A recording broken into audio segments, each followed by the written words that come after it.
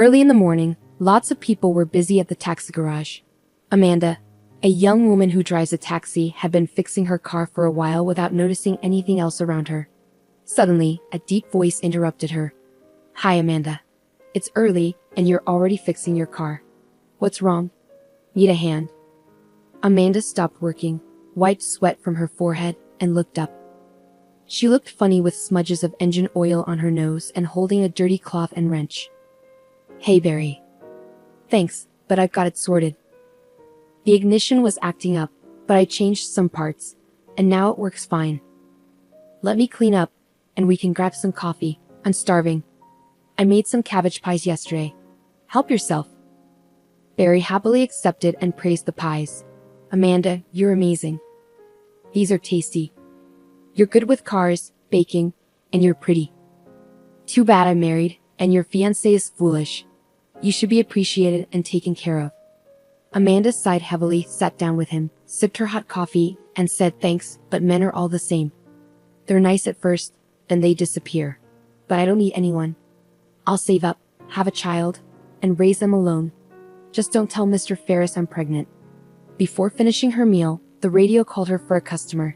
She said goodbye to Barry and left, humming a tune. Amanda actually enjoyed driving a taxi a lot.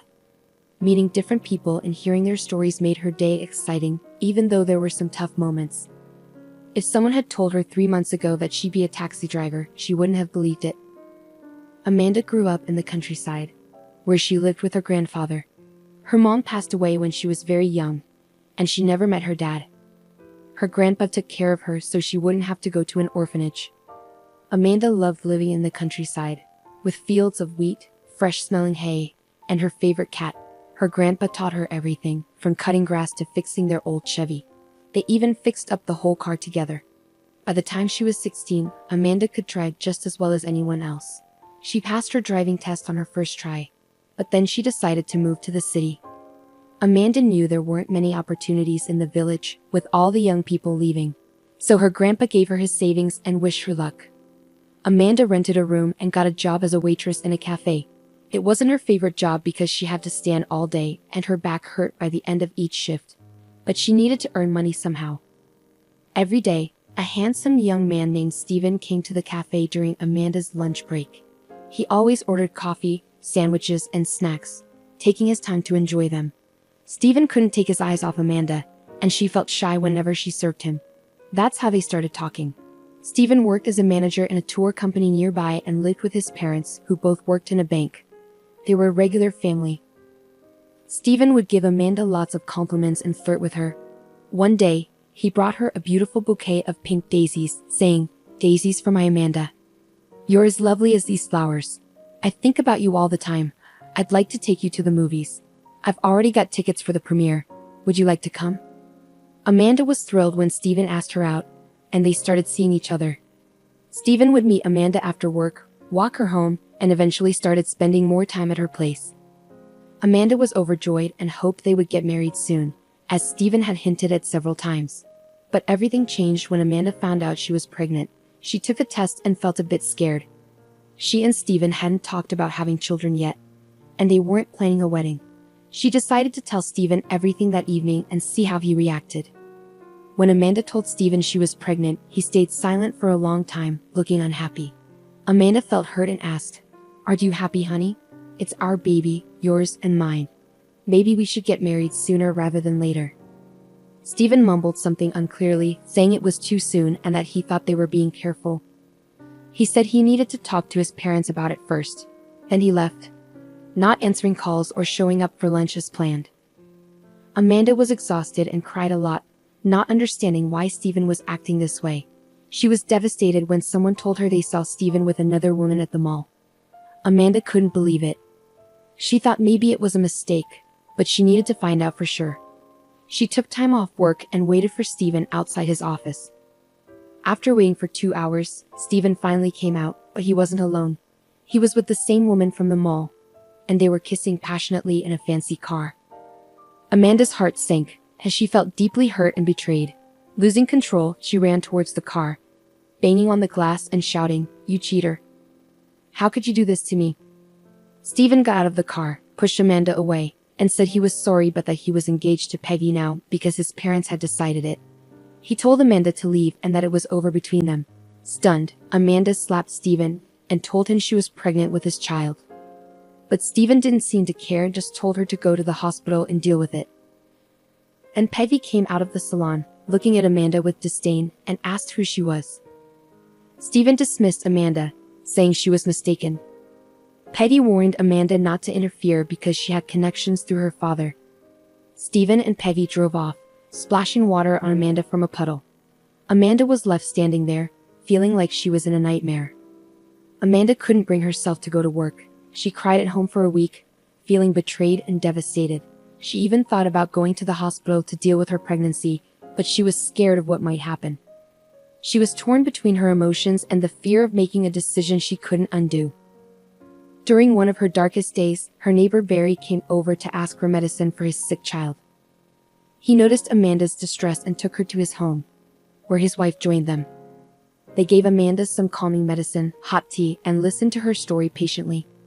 Amanda needed someone to talk to share her pain, because the betrayal hurt her deeply. Amanda poured her heart out to Barry, not holding anything back. Barry listened, shaking his head in disbelief, and then asked quietly, "Wow, what a mess. Your Steven sounds like a real jerk. What are you going to do now?" Amanda shrugged and said, "I missed a week of work at the cafe, so they let me go. I guess I'll have to go back to the village to live with my grandfather. But I feel ashamed, and I don't know how I'll make a living there." Barry scratched his head and suggested, "Going back to the village isn't the best idea. What'll lead you there? Work on a farm. Listen, you've mentioned you can drive well and have a license. Why don't you work at our taxi company? We need more drivers, but our boss, Mr. Ferris, is strict. You'll have to work hard, but you'll earn a good salary if you're diligent. You can save up for the baby and then go on maternity leave. Just keep your pregnancy a secret or Mr. Ferris might not hire you." Amanda wiped her tears and thanked Barry, saying it was her dream job. She loved driving since she was a kid, and she was good at it. She decided to start fresh and leave the cafe behind. She promised to come back the next day and thanked Barry and his wife. They encouraged her not to give up and assured her they'd help. So, Amanda began working at the taxi company. At first, Mr. Ferris doubted her abilities, wondering if she could handle heavy luggage or fix car issues on the road. But Amanda proved herself, driving confidently and handling any problems that arose. Impressed, Mr. Ferris hired her. Amanda felt better and threw herself into her work. She didn't have time to dwell on her pain anymore. She enjoyed interacting with clients and driving around the city. Amanda felt happy again, even though her belly wasn't showing yet, and she wore loose clothes to hide her pregnancy. So Amanda kept working hard until her maternity leave. Thankfully, she didn't suffer much from morning sickness and only had occasional backaches from sitting for long hours. It was still better than carrying trays at the cafe. The only problem was the nosy and greedy owner of the taxi company. After every shift, he demanded detailed reports and even installed cameras to monitor the driver's interactions with customers and handling of money. Despite this, Amanda found the team to be excellent, especially since there was no gossip or drama like at the cafe. She remained good friends with Barry and enjoyed their tea breaks, where they talked about life. Today, Amanda had a big order to drive a client far out of the city, promising good pay for the long distance. She was in a great mood, already planning for her baby's arrival and trying not to dwell on Steven's betrayal. However, upon arriving at the client's mansion, she found him extremely drunk and indecisive about taking the cab. Eventually, the homeowner canceled the ride, leaving Amanda feeling frustrated as she wasted time and fuel without earning anything. She knew Mr. Ferris would be unhappy, but it wasn't her fault. To top it off, heavy rain started pouring, further dampening Amanda's mood. As she drove halfway back to town, a man suddenly emerged from the woods ahead of her. He staggered from side to side, covered in mud and dried blood. Amanda couldn't just drive past him, so she slowed down to see if he needed help. She decided that if he was drunk, she wouldn't give him a ride, but she wanted to make sure he was okay. Amanda put on her hooded jacket and got out of the car. She ran up to the man to check on him. "Hey, are you okay? Can I help you? Where are you going? If you need to go to the city, I can give you a ride." The man looked at her with tired eyes and whispered weakly, "Help me." Then he passed out and fell by the roadside.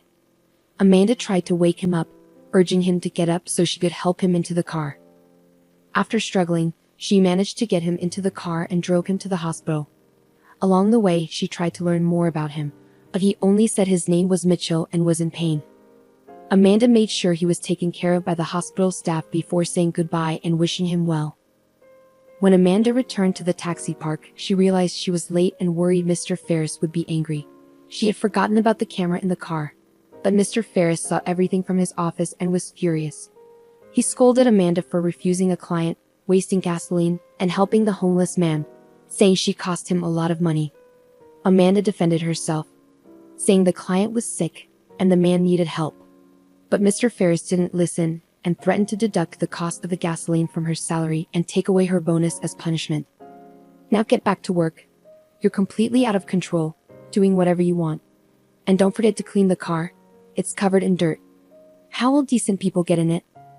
Amanda angrily washed the car, thinking to herself, well, this is how you get rewarded for doing good deeds.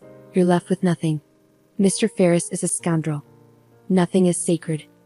Exhausted and sad, she finished her shift, went home, and fell asleep immediately after taking a shower. She had no energy left. The next morning, Amanda was woken up by a knock on her door. She was surprised to find 3 well-dressed men, 2 of them bodyguards, standing outside. An unpleasant older man, clearly the big boss, entered without invitation and greeted her, "Good morning. Your name is Amanda, isn't it? You saved my son yesterday, picked him up on the road, and sent him to the hospital. I'm truly grateful to you. Thank you for not letting a man die." Saying this, he placed a puffy envelope on the table. Amanda waved her hands in amazement, saying, "No need, I just felt sorry for him. The poor guy was badly beaten, barely able to walk, and was in rags. How did he end up in that wooded area?" The businessman seemed taken aback by the question but still answered, "You understand?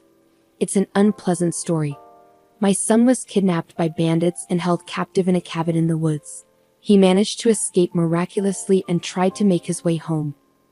Did he say anything to you on the way?" Amanda shook her head. No, he didn't. He was in a lot of pain and only introduced himself as Mitchell. That's all. The man grinned and said, "Well, that's probably the best news today. All right, we got to go. Take the money. Have a good day. Goodbye." The trio left, and Amanda ran to the window and gasped. There was a whole motorcade of jeeps outside. She counted 4 of them. The girl counted the money. There was a huge sum by her standards. Clearly not a simple gratitude. She pondered, her sleep was gone. No, something's wrong. First of all, this glossy big shot doesn't look like his father. Not a drop of worry, regret for the fate of his son. His eyes are cold and calculating. Close people don't act like that. Secondly, why did he ask so much if his son had spoken up? So there's something to hide. Thirdly, how did this man learn everything about me so quickly? And most importantly, why did he come to me?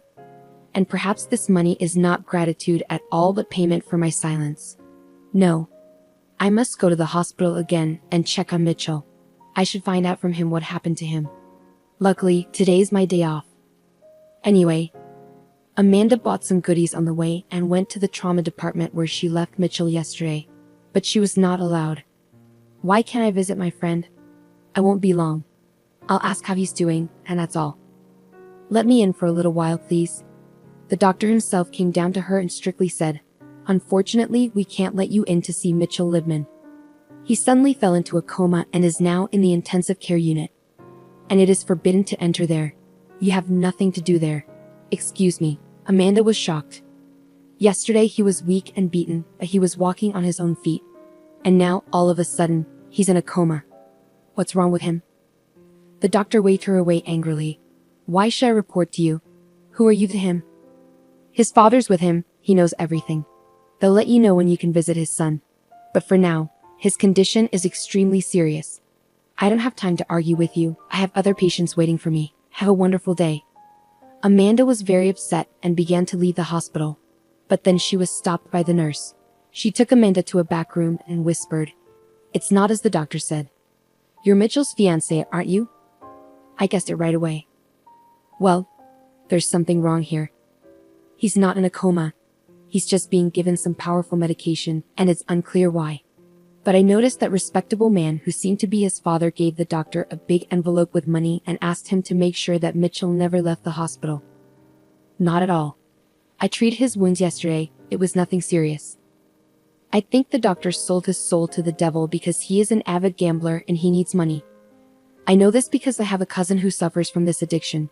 I have seen the doctor several times in the casino when I took my cousin out of there.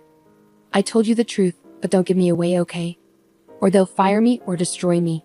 Alright, I'm off. Amanda was in shock. She didn't know what to do, how to help Mitchell. She scolded herself. Well, I got involved in a story again. I have many problems myself, and I'm worried about other people's problems. What a stupid character I have. The girl was tormented with worries and doubts all night, not sleeping a wink, and by morning, she decided for sure that she would not be able to live peacefully if she did not save Mitchell. After all, the guy was her age. Why should he die? It's not right, it's not fair. Amanda's first impulse was to run to the police and tell them everything she knew. But then she changed her mind. After all, if the rich man had so much money and connections to buy everyone and everything, then in the police, he probably has his own people. And what could she charge him with? It's all just rumors so far, no proof. The worst part was that there was no one to consult. And then Amanda remembered Nurse Deborah, so she decided to talk to her again, setting up a meeting at a cafe. Surprise, Deborah arrived on time. Amanda was the first to start. I'm sorry to bother you again. It's just that I have no one else to turn to. I can't tell anybody about something like this. They won't believe it. So I beg you to help me save Mitchell. I want to get him out of the hospital. I can get a car. I can drive. But how can I get him out? He's in a coma right now. Deborah paused for a moment, then replied, Okay, let's think this through. I have the night shift the day after tomorrow. It'll be Saturday. There will only be a few people on duty in the ward. Plus, Mitchell's doctor has Sunday off. During my shift, I can refrain from giving him the medicine that keeps him in a coma, so he should wake up in about 12 to 16 hours. I'll provide you with a white coat, a cap, and a mask to make sure no one recognizes you. We can also give you a name tag that says you're a doctor. We'll try to handle this ourselves. I'm hesitant to involve anyone else because I don't fully trust anyone. The only thing left is to figure out what to say when they come looking for him, which will likely happen during my shift. I could get fired for this, but you know what? Let them. I can't take it anymore. Amanda let out a heavy sigh and responded, I don't have a plan. I'll take him to my place as he is. Nowhere else. Once he wakes up and tells us who kidnapped him and why, we'll go to the prosecutor's office and let them handle it all. They agreed on that plan. Amanda had been so nervous for the past days that she could barely focus during her work, and on the designated day, she trembled occasionally. She was terrified of what might go wrong. What if it didn't work? What if Mitchell didn't wake up at her house, but it was too late to retreat, and on the appointed night, Amanda turned off the camera after the last order and drove to the hospital. She changed her clothes as Deborah had told her to, crossed herself, exhaled, and went straight to the ICU. Deborah was already waiting for her in the ward. Together they placed Mitchell on a gurney and hurriedly took him towards the exit. The gurney rattled on the tiled floor of the deserted corridor, causing Amanda's heart to race. She silently prayed that no one would approach and question their actions. Thankfully, they were fortunate. Everything went smoothly. At this late hour, all the patients were already asleep, including the doctor on duty. Once they placed Mitchell in the backseat of the car, Deborah quickly returned to her post, whispering a goodbye to Amanda. Be careful, Amanda. I wish you and your fiancé a speedy recovery. I've packed the necessary medications and written down the instructions for you on a sheet of paper.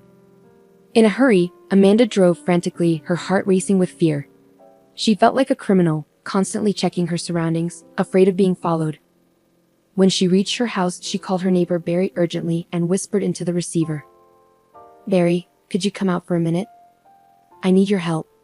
I'm sorry for being so late. Barry was shocked when he saw the unconscious guy in the back seat. Amanda begged. Please help me. I can't lift him alone. We need to get him to my room. Just don't ask questions right now, okay? I promise I'll explain everything later. Without hesitation, Barry helped carry Mitchell into the room and placed him on the sofa. He asked, What's going on, Amanda? Why did you bring him here? Did you also take the taxi from work? Mr. Ferris will be angry. Did anyone see you? Amanda shook her head, replying, "No one saw me. I turned off the camera. I'll turn it back on. You won't tell on me, will you? I'm not doing anything wrong. I'm trying to save this man's life. Do you believe me?" Barry waved his hand and said, "I know you're a good person. I believe you, but please, keep me out of it. I have a family to think about. I won't tell anyone, but I don't want to know too much. I'm going home. I did what I could." Amanda returned the taxi to the company without any issues. The guards treated her well, and she was sure they wouldn't report her. However, she couldn't stop trembling from the evening's events and emotions. She arrived home on the last bus, checked that Mitchell was breathing normally, and collapsed beside him, exhausted. She was really worried and started crying. "God, what did I get myself into? Barry was right, this is really dangerous. And if that rich man finds me, what's going to happen to me? And what about Mitchell? I don't have anyone to protect me. My life feels like a detective story, and I'm the main character. It's so scary, but at least I managed to save someone. That's something to be happy about." 13 hours went by, and Mitchell finally woke up. He squinted in the sunlight and looked around, feeling confused. "Hey, where am I? Why am I not in the hospital? Oh, I remember you. You're the taxi driver who saved me on the highway. I never got to say thank you." Amanda smiled and said, "I'll tell you a story that might make you thank me again, even though it's risky for me to do so. But still." Amanda went on to tell Mitchell everything she knew about his supposed father, the drugs he was given, and her own pregnancy. She needed to get it off her chest and share it with someone. Mitchell listened closely without interrupting, staying silent for a while. Then he started telling his own story. "Yeah, he's not my real dad. But to make you understand, let me start from the beginning. It's a long and complicated story. My parents were wealthy. My dad owned a bunch of hotels, and my mom was a psychologist for famous people. When I was 3, my dad was threatened by some criminals who wanted to take over his business. That's when he wrote his will, saying that everything would be mine when I turned 25. I think that's why all this chaos started. I'm turning 25 next month. My dad had a close friend named Hank Long, who was also kind of a relative. My dad trusted him a lot. After the threats, the bad guys attacked my dad and shot him while he was in the car. My mom got really sick from sadness and stress. She already had a weak heart and passed away not long after. So I was left all alone at 3 years old. Mr. Long, my dad's friend, took care of me and became like a dad to me. He's the one who came to see you. Mr. Long took over my dad's business and made me feel like I owed him for not sending me to an orphanage. He didn't treat me badly, but he didn't show me much love either. When I was 13, he got married, and I felt even more like I didn't belong. He sent me to a fancy school in England and then to university. Finally, I started coming back home to start my own business, but my stepdad still wanted to control me. I found out about my dad's will by accident when I visited my old nanny. She had been with me during all the tough times and knew everything but never said anything. Then I had an argument with my stepdad, and started looking for the lawyer who had the will. That's when things started going really wrong. I started getting threatening calls, telling me to leave town.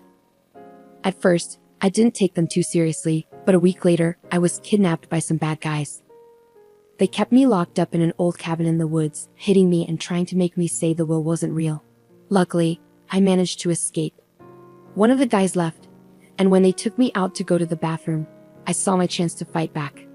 I don't really remember exactly how I got away, but I ran as fast as I could. I hid in a hole covered with leaves and stayed there for a whole day. Eventually, I got out and wandered until I found the road. And that's where you found me. Now unsure who was behind my kidnapping and who benefited from abandoning me, Amanda exclaimed, splashing her hands in frustration. "It's obvious, Mitchell. Of course, it's your stepfather. Who else? We need to go straight to the police and sound the alarm. He won't stop until he gets rid of you." Mitchell responded vaguely, "You're right. But I'm confused why my stepfather didn't try to harm me when I was a kid. The will says if I can't inherit, everything goes to Mr. Long." Amanda suggested, "Maybe you got lucky.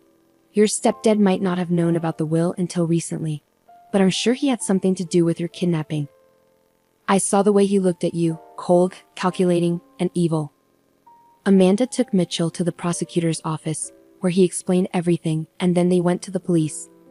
Justice started moving, and a case was opened. After a thorough investigation, horrifying truths emerged.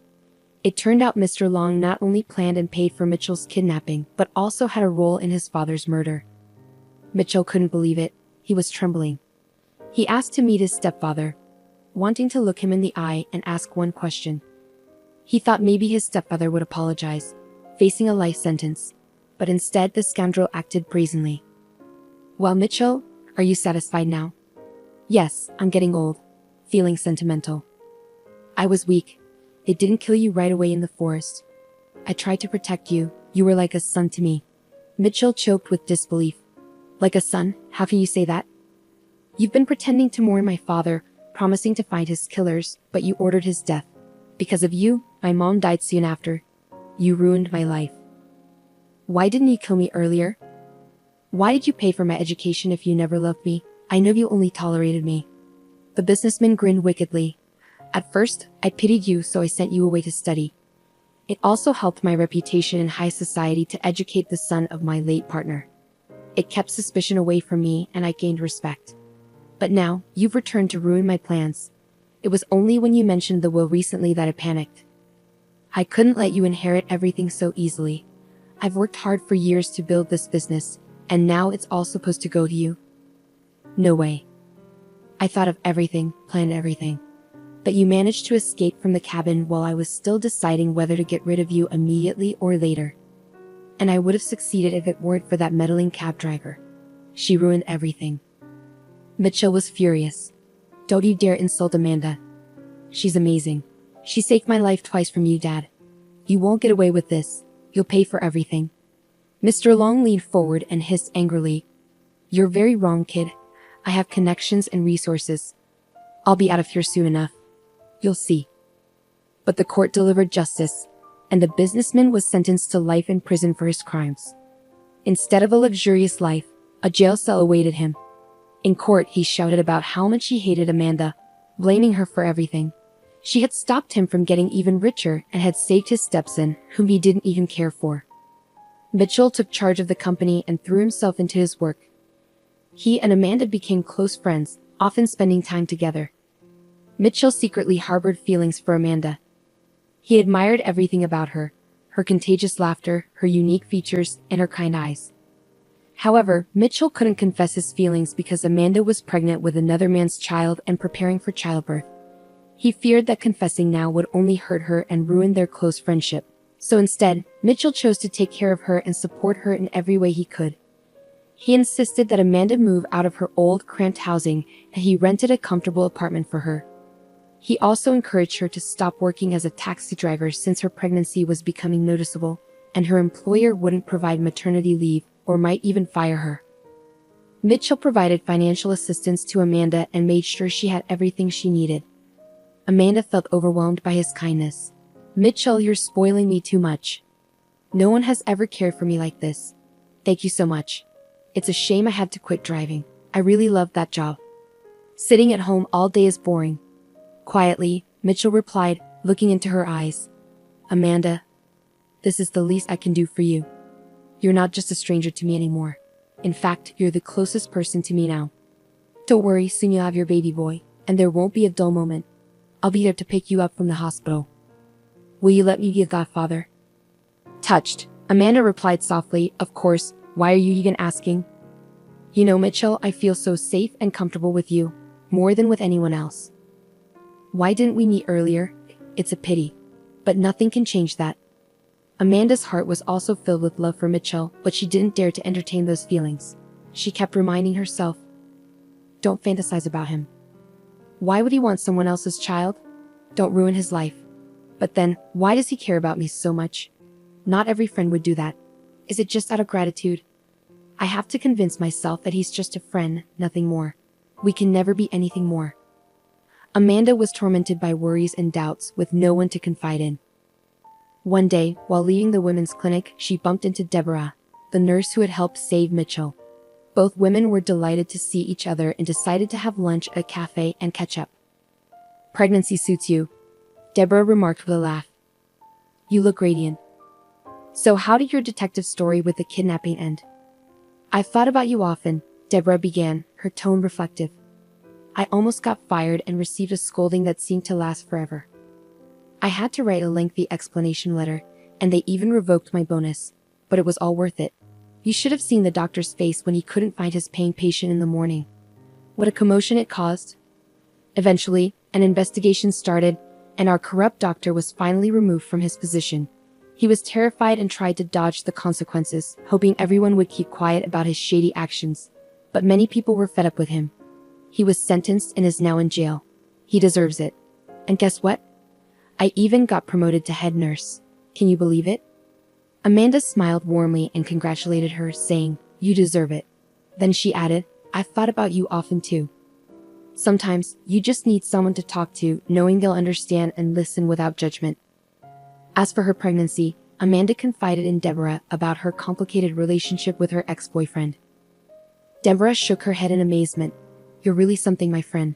I admire you. To be honest, you're incredibly brave. Taking risks for the sake of strangers, even while pregnant, it's admirable. Your Mitchell should be kissing your feet and taking my advice. Don't torture yourself. Don't doubt in vain, just trust your heart and fate. Everything will fall into place, believe me. Giving birth to a baby, loving them, and watching them grow is the greatest joy in life.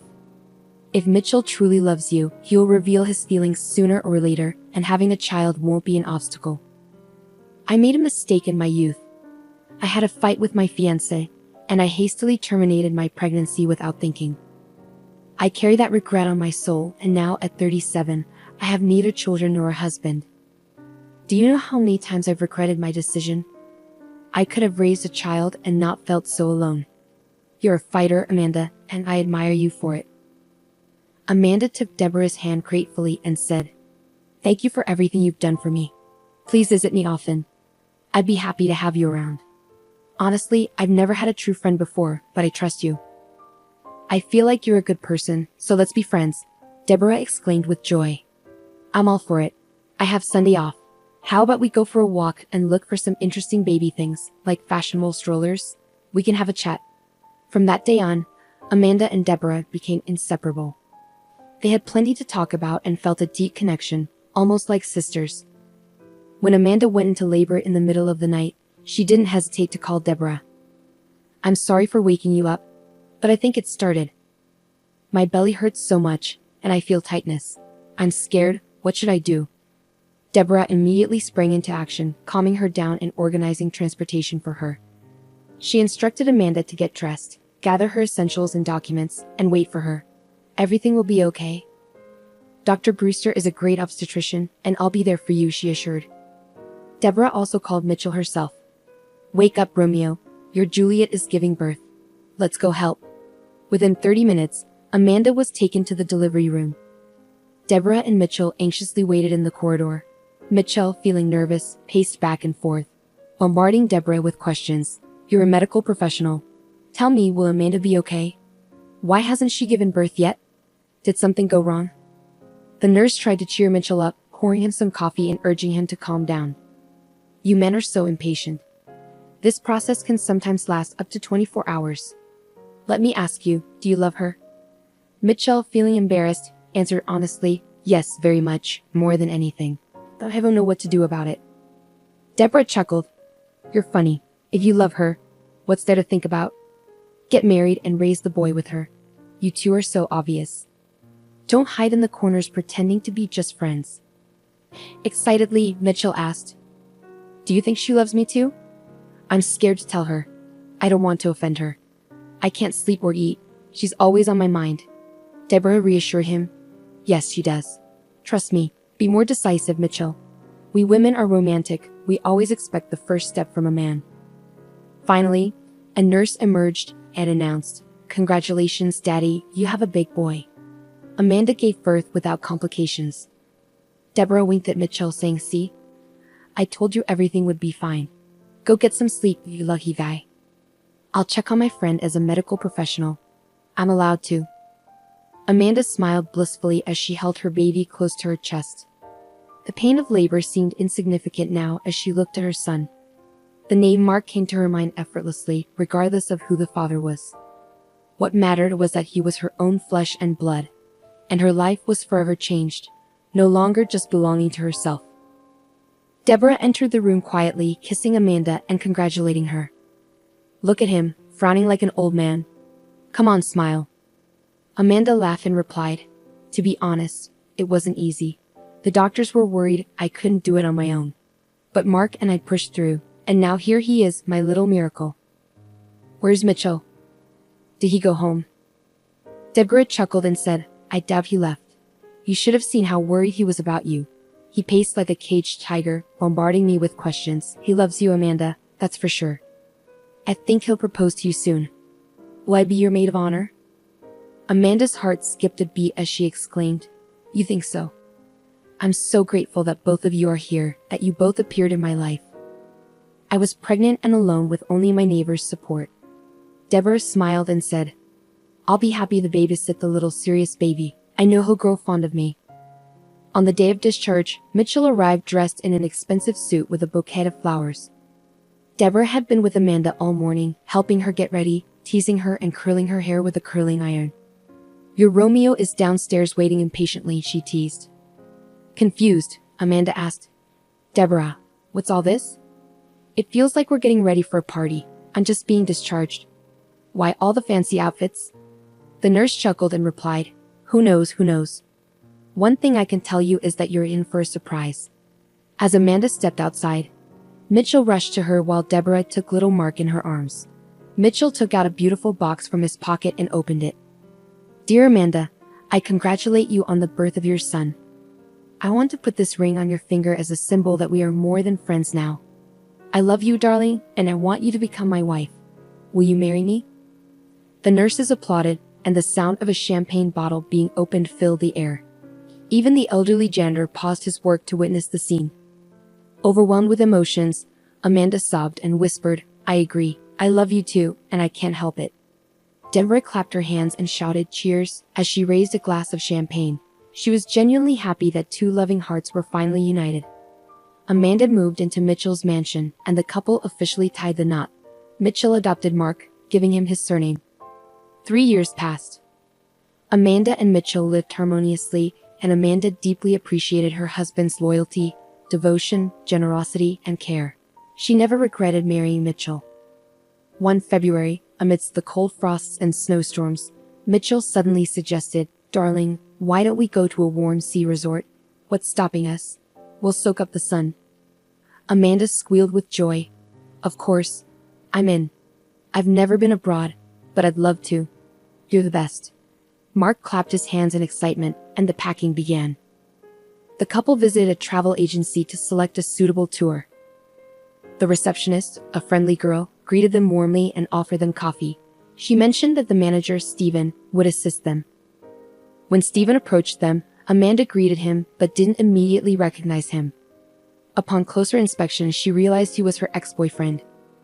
Stephen hadn't made any career advancements and remained a manager just as he was before. Amanda decided to play along by pretending not to remember him.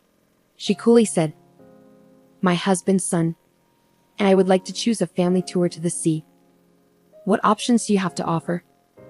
Stephen was visibly flustered and unable to provide a proper response. Lost in his thoughts, he barely heard Mitchell's voice. Finally, Stephen blurted out, "Amanda, don't you recognize me? It's me, Stephen. Is this my son? What's his name?" Mitchell answered stiffly, "This is my son, Mark Lebman." "Any more questions?" Amanda calmly replied, "Don't get excited, my love. The man has made a mistake." Mitchell took his wife and son, and they left the agency. Stephen was shocked. Losing such clients and such a woman. Peggy had left him a long time ago, and he never made a career. Today, seeing Amanda so radiant and happy, he felt offended and angry with himself. Now his son called another man daddy, and what was he left with? Few were willing to marry a simple manager without prospects. Only Amanda had loved him so sincerely and devotedly. If only he could turn back time. Amanda and Mitchell went on vacation, enjoying the sun and water, and came back completely happy. A month later, they received another surprise. Amanda found out she was pregnant. Mitchell hugged and kissed her, rejoicing like a child. Amanda thought to herself, If someone had told me that I would meet a man on the road, marry him, and have his child, I wouldn't have believed it. And now I'm the happiest I've ever been. That's fate. Soon, Amanda played matchmaker for her best friend, introducing her to Mitchell's friend and partner, Andrew. It was a great decision, as they had a passionate romance, and soon Deborah also became pregnant. Mitchell and Amanda joyfully shouted cheers at their best friend's wedding, wishing them happiness. The two couples often gathered for joint vacations, enjoying friendly and fun times together. To be loved is more valuable than being rich, and our heroes managed to achieve it.